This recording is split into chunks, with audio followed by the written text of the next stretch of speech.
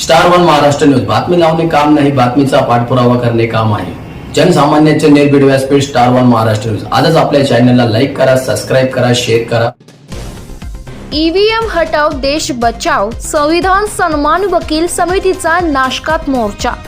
देशातील भविष्यातील निवडणुका या बॅलेट पेपर घ्याव्यात अशी मागणी आज नाशिक शहरात संविधान सन्मान वकील समितीने केली आहे। ईव्हीएम वर निवडणुका नकोत अशा घोषणा देत संविधान सन्मान वकील समितीने ईव्हीएम विरोधात मोर्चा काढलाय। ईव्हीएम मशीन संदर्भात विविध विचर्चा सुरू आहे। ईव्हीएम संदर्भात आता संशय व्यक्त केला जाऊ लागलाय। त्यामुळे आगामी काळातील सर्वच निवडणुका या बॅलेट पेपरवर घ्याव्यात अशी मागणी संविधान सन्मान वकील समितीने निवेदनाद्वारे नाशिक जिल्हा प्रशासनास केली आहे। ईव्हीएम हटाव देश बचावचा दिला नारा संविधान सन्मान वकील समितीतर्फे करण्यात आले होते मोर्चाचे आयोजन। ईव्हीएमची काढण्यात आली प्रतिकात्मक अंत्ययात्रा। संविधान प्रेमींनी एकत्र येत ईव्हीएम हटाव विरोधात एकत्र येण्याचे जनतेला केले आवाहन। नाशिकच्या गोल्ड येथे जिल्हाधिकारी कार्यालयापर्यंत काढण्यात आला मोर्चा।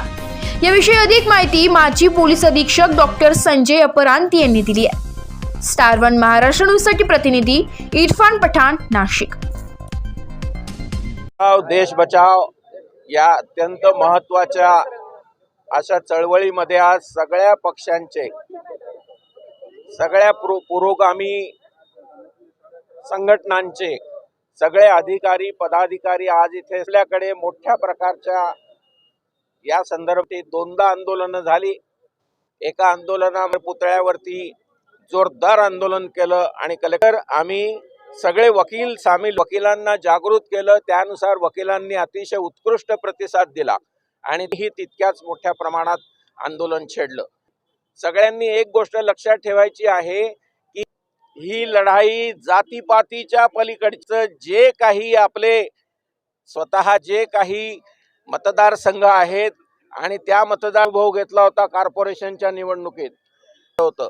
आता पक्षाच्या पलीकडे जाऊन संघटना आपल्याला देश वाचवायचा आहे, आपल्याला लोकशाही घटना वाचवायची आणि त्यांचा विचार वाचवायचा आहे। यासाठी माघार चालणार नाही, कारण माघार घेतली तर करून टाकतील। या निकराच्या लढाईमध्ये आम्ही तयार आहात का?